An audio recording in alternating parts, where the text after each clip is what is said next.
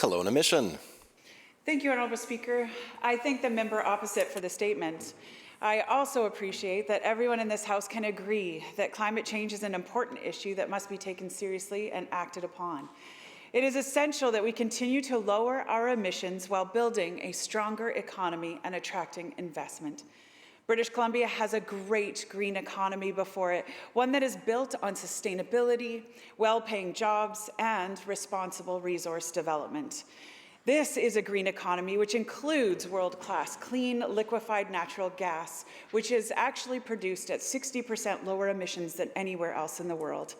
It also includes mining of critical minerals needed for electrical vehicles and future technology.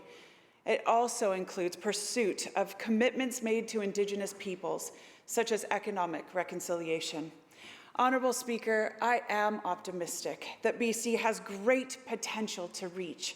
However, under the current approach, getting there seems to be increasingly impossible. It's important to note that our province is missing its carbon emission targets. The 2022 Climate Change Accountability Report projects that BC will miss the overall 2025 emissions targets by 15% and the 2030 targets by 3%. The 2030 targets for the building and communities sector will be missed by at least 35%. A major obstacle to meeting our climate targets is the shortage of hydropower to electrify net zero LNG projects. According to a new report published by Richard McCandless, an intervener at the BC Utilities Commission, our province doesn't have anywhere near the electrification capacity to meet the increased demands. The report says BC Hydro is planning to increase its output by 3,800 gigawatt hours, but the 6 LNG projects currently proposed will require 18,500 gigawatt hours.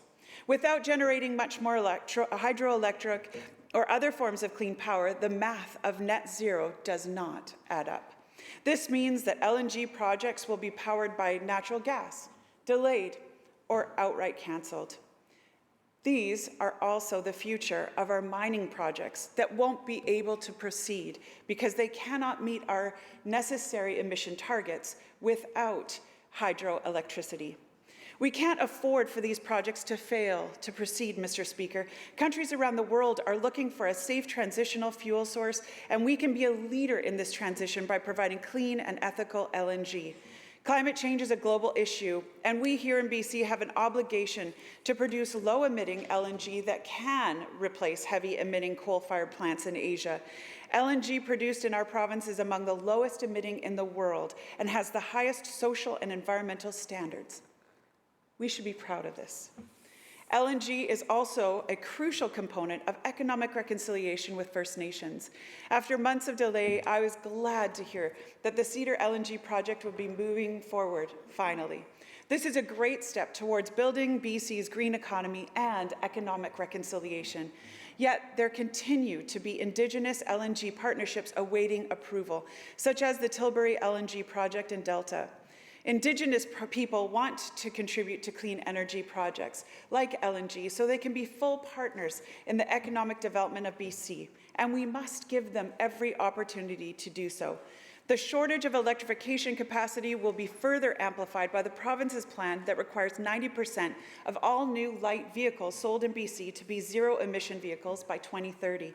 BC Hydro estimates that by 2030, there will be 350,000 electric vehicles on BC roads, consuming about 1,050 gigawatts annually.